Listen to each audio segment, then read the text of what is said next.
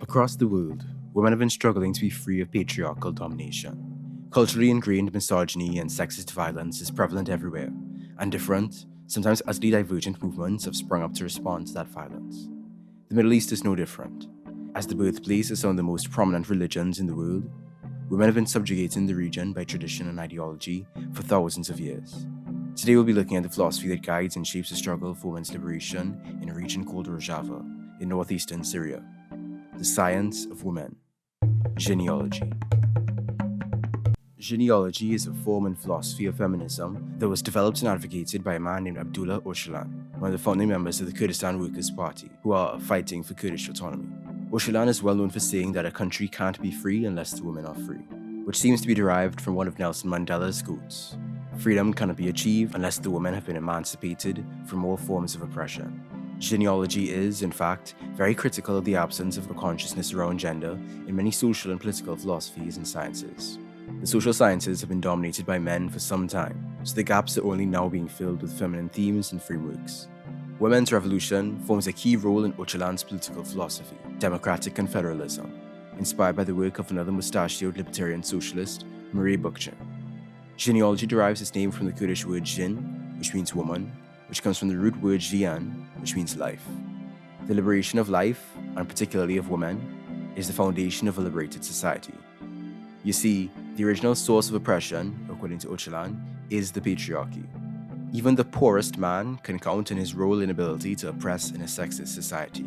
Even after revolutions where women fought, like the French Revolution, they were quickly cast aside once the revolution was over. Jineology rejects that, asserting that women must remain on equal standing in an equal, liberated society. Öcalan emphasizes that the first step towards liberation is ideological. It's in the mind and in our culture. We have to create and advocate a liberatory mindset against the domineering, power-hungry mentality that society conditions in men. In the political sphere, Jineology kind of pulls up like Marie Kondo, It's like, you see this whole mess? It will spark joy. First of all, Jineology is against the state. It isn't advocating for more female politicians or more female drone pilots like some forms of feminism. Instead, it criticizes the very notion that women can be freed through the state and sees equality in the eyes of the law as a farce. The state is fundamentally antithetical to women's freedom. More on that later. Jineology is vehemently anti-colonial, and interestingly, Öcalan describes women as the oldest colonized group. Indeed, in both soul and body, no other social being has experienced such complete colonialism. Food for thought. Jineology is, naturally, anti-capitalist. One of its critiques of mainstream, liberal, Western feminism is its gaps in understanding, particularly related to economics. Capitalism, after all, needs the woman's role in the patriarchal family institution to thrive, as the vast, unpaid domestic labor of women is crucial to maintain its rising profits. It needs the exploitable pool of labor that women provide, which it justifies by citing weakness, menstruation, absenteeism for pregnancy and maternity leave, breastfeeding, and child and senior care. Don't get confused by female empowerment advertising. Capitalism loves the patriarchy. Jineology also emphasizes aesthetics and ethics. Due to women's circumstances and responsibilities informed by culture, women tend to develop a greater emotional intelligence, on average, than men. Therefore, aesthetics, in the sense of making life more beautiful, is seen as an existential matter for women. And because of that emotional intelligence, the ethics of women are better equipped, according to Jineology, to analyze and determine civil society, from education to justice. And speaking of the circumstances of women, Öcalan spent a lot of time in his book, Liberating Life, exploring the historical context for women's subjugation. So if you'd like to understand Jineology, you need to understand the history of women. As most people are aware, women's position in the Middle East kinda sucks. On pretty much every level of society, violence against women is absolutely horrible. My heart goes out to those women, wherever they are. There's a variety of factors that went into the development of patriarchy in civilization's cradle, and I hope to shed some light on that process. Let's begin in the beginning. During the Neolithic era, the patriarchy didn't quite exist. In fact, the common myth of the sexist caveman dragging his wife by the hair may be just that, a myth. These societies were matriarchal, in the sense that women's power was equal to men and cultural values were feminine, or at least would traditionally fall under the feminine. Caring, nurturing, emotion, all that jazz. Women were highly venerated in these earlier societies, as mother goddesses were central to early religious practices, and many of the tools, methods, and equipment we still use today are based on the inventions and discoveries likely made by women, like the domestication of various plants and animals, the construction of dwellings, the principles of child nutrition, and more. Such societies lived in something akin to primitive socialism, though I personally abhor the word primitive. The societies were characterized by equality and freedom, which was viable because the social morality of the matriarchal society did not allow for private ownership, which is the main factor behind social division. Food was communal, children were communal, people were not owned by others. Communities remained small and united, based on sharing and solidarity, not ownership and force. Then, everything changed when the patriarchy attacked. In what Ursula describes as the first sexual rupture, the once dual-voice society was usurped by an alliance of the strong man, who was the hunter, the shaman, who was the proto-priest, and the experienced elder. As agriculture advanced and they sought to hold on to that accumulated wealth, the agricultural revolution. In fact, societies that had earlier agricultural revolutions tend to have more entrenched gender roles. Envious of the influence of women, an effort was made to seize and diminish that power. We see a shift in the common mythology as goddesses lose their standing and class society begins to develop. The man, as ruler of the heavens and the earth, established the first social hierarchy based on ownership and force. Fatherhood, based on lineage and inheritance, was established to hold on to that power. Slowly but surely, this society developed again and again, independently across the world. Before long, nearly every culture on earth was patriarchal. In the matriarchal order, the essential rules were to labor, produce, and provide in order to keep people alive.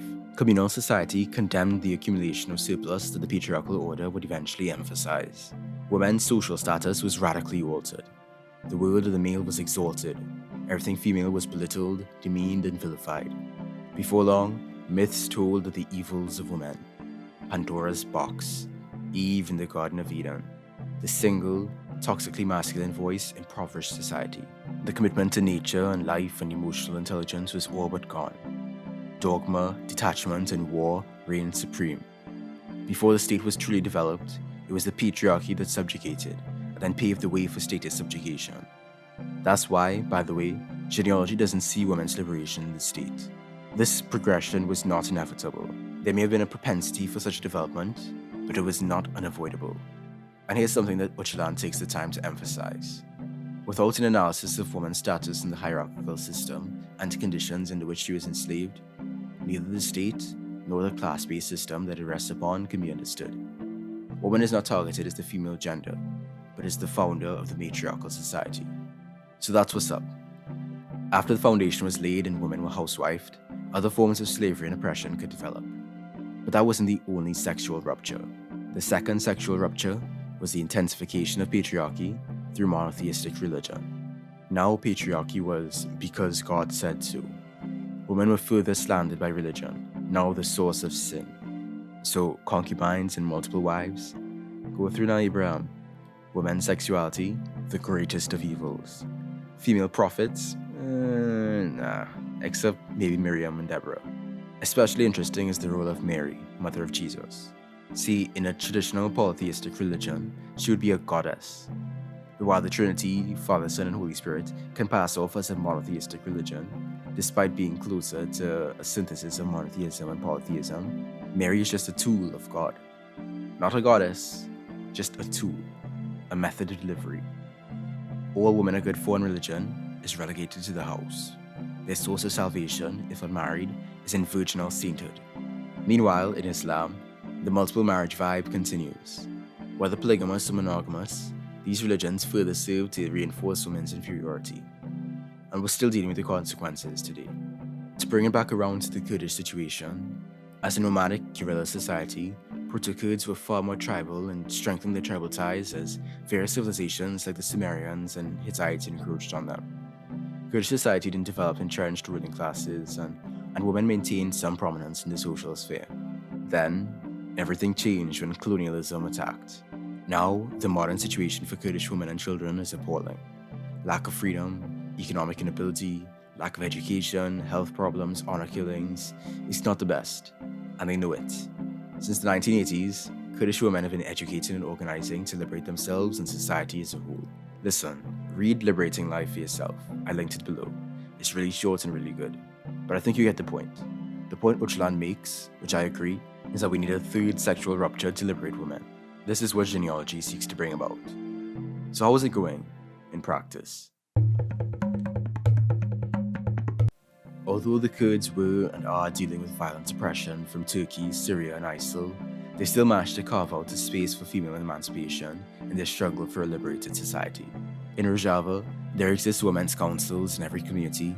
Women have equal representation in the KCK, that is the Kurdistan Communities Union. Women fight alongside men in the People's Protection Units, the YPG, as well as their own Women's Protection Units, the YPJ. In Kurdish community centers, women learn self-defense and victims of domestic violence are assisted. Through the Kongrea Star, that's the Confederation of Women's Organizations, they built schools to educate young girls, some who were married at the age of 12 but are now free to learn and discover themselves. Actually, they educate everybody, from young boys to illiterate grannies, through a liberatory and feminist lens. These educational institutions are based on the priorities and needs of all societal areas, such as economy and technology, ecology and agriculture, democratic politics, security and defense, culture, history, science and philosophy, religion, and arts. Education is vital to the economically and ecologically moral, democratic society they want to build. Öcalan also seeks the liberation of men from patriarchy. So young men in Kurdish education centers are learning to kill the dominant male and provide a path out of force and exploitation towards meaning. To kill the dominant male is to kill inequality, intolerance, dictatorship, and despotism. The women's revolution is man's liberation. To be divorced from the 5,000-year-old culture of domination is to be free of the constructs of male and female gender identity as we understand them, which were formed much later than our biological sexes. See, through these constructed identities, there is the exploited and the exploiter, the woman who is wife, sister, mother, or lover, and the man. Seeing women only through those lenses is something men have to unlearn. Through that unlearning, men are no longer enslaved by the violent mindset that harmed them and their communities. The better women are able to escape the grip of male domination in society, the better they will be able to act and live according to their independence initiative.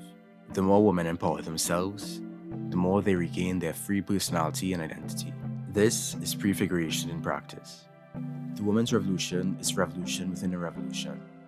Inverting a history of domination isn't easy, but it will inevitably and already brings about the most profound social transformation. Like Öcalan, I pledge my support to women's knowledge and freedom, as comrades and humans across the world. I find a lot of leftists take women's liberation for granted and hardly pay it any attention. Truth is, even in more progressive spaces, a lot of work needs to be done. Material support, uplifting women's voices, and unlearning patriarchal attitudes. This is the dawn of a new era, the era of the emancipated woman. Back to our beat. Good luck. Peace. Thank you for watching. I have a new Patreon post. This week I share a bit of lore from the matriarchs that formed the first libraries in my solarpunk Caribbean world. Hope you all enjoy. Thanks once again to the family, Ongrad, Kobe Tamayo, and Swavocado Jones. Extra special thanks to John Vishy for his incredibly generous donation. You can join these beautiful humans and support me too on patreon.com/saintdrew. Or you can give me a one-time donation on ko-fi.com/saintdrew. Please like, comment, subscribe, and share with your fellow genealogists. Feed the algorithm. Check out my previous videos for other fascinating topics. You can follow me on Twitter @_saintdrew and check out my monthly blog posts on Trinidadian politics and other stuff on saint-drew.medium.com. Thanks again. Peace.